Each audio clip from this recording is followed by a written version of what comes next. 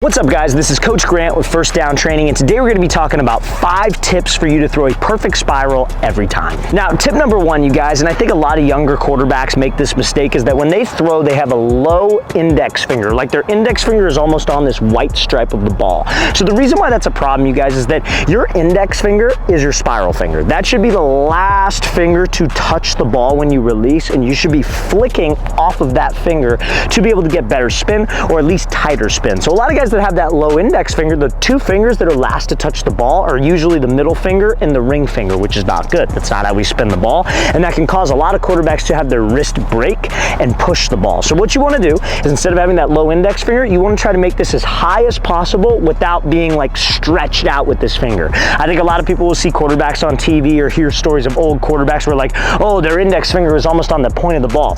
You don't need to do that, obviously. You want to be comfortable. Your hand should never be tense or stretched out, but have it as high as possible with it being as comfortable as possible. Now fellas, before we get into tips number 2 through 5, if you are a quarterback or wide receiver watching this and you would like to train with myself and my staff of coaches, we're going to be coming out to 13 different states across the entire US this year for 2-day long QB and wide receiver training camps. Next up on our camp tour, we'll be coming out to Phoenix, Arizona, Charlotte, North Carolina, Austin, Texas. Then we'll be coming out to Seattle, Washington, Las Vegas, Nevada, Chicago, Illinois, Newark, New Jersey, Birmingham, Alabama, Houston, Texas. Then we'll be heading out to Boston, Massachusetts, Columbus, Ohio, Boise, Idaho, and finishing off the tour in Los Angeles, California. So guys, if you want some more information, very first link in that description below, that's where you can sign up. Our Phoenix camp, Charlotte, and Austin, Texas, our next 3 are completely sold out, guys. We don't have any remaining spots, and the rest of the camps will sell out soon. So make sure you take advantage of the fact that we have availability and open spots. So guys, very first link in that description below. We'd love to have you there. Let's get back to this video. Now, the next thing that could help you throw a tighter spiral or even a perfect spiral is applying more pressure to the ball with your index finger. So I think a lot of times guys, even moving the index finger up on the ball may not help them out as much as maybe it could. For some people it might work great, but applying more pressure with the index can also help it be the last finger to touch the ball. Now, another thing that I want to make clear, don't squeeze the ball as hard as you can, guys. It shouldn't be with your fingers, shouldn't be with your palm, just the index finger and potentially even your middle finger. Just apply a little bit more pressure. You're gonna have to grip it a little bit harder with your thumb, but that'll help you get a little bit more consistent of a spin, and those last 2 fingers to touch the ball will be your spiral fingers. Now, the next tip that's gonna help you throw a perfect spiral is have a slight gap between your palm and the football when you grip it. I think a lot of times quarterbacks, especially smaller hand quarterbacks, they want to get their whole hand on the ball because they want to feel like they have as much control of the ball as possible. But when your palm is all over this, you guys, it's very, like, if you're a quarterback who like maybe finishes often with their palm up when you throw, so you're like this and you almost like curve ball this thing and the ball spins side to side, not necessarily up and down, but more so side to side, could be because you have too much of your palm on the ball. So what I would recommend, try to keep the ball the best we can in our fingers. If you hold the ball up, you should be able to see a small pocket of air. Like if you hold it up to the sky, you should be able to see the sky. And that lets you know that you have enough of a gap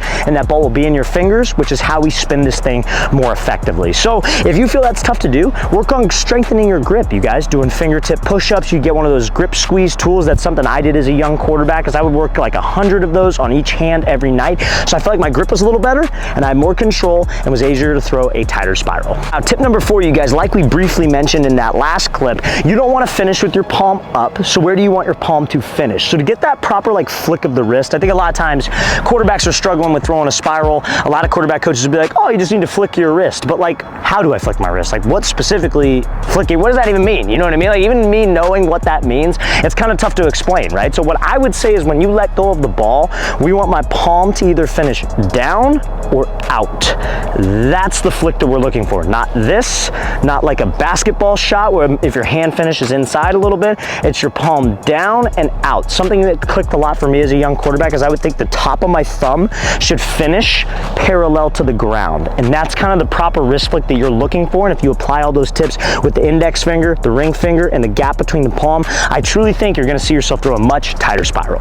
Now also, fellas, if you are a quarterback watching this video and you guys would like a daily training schedule that you could follow with the exact things you need to be doing and the exact things you should be training as a quarterback on the field and in the gym, check out that second link in the description below for our Elite Quarterback Training Package. Guys, it's a daily schedule. Like, we map everything out for you Monday, Tuesday, Wednesday, Thursday for 8 weeks, 2 full months. We give you the exact sets and reps for each field drill, exact sets and reps for each gym exercise, and we give you video examples examples of the drills and exercise you should be doing. So it's completely mapped out for you guys. Super detailed plan to help you take your quarterback skills to the next level. So guys, again, if you want some more information, check out that second link in the description below for our elite quarterback training package. Now, tip number 5, you guys, is you want to get to a point called extension. So that has to do with your wrist flick, but now a lot of quarterbacks, what they'll do is that when they throw the ball, they'll flick their wrist, but they have this like slight bend of their elbow when they follow through. That's not getting to extension. What we want to do is we want that wrist flick to be about 6 inches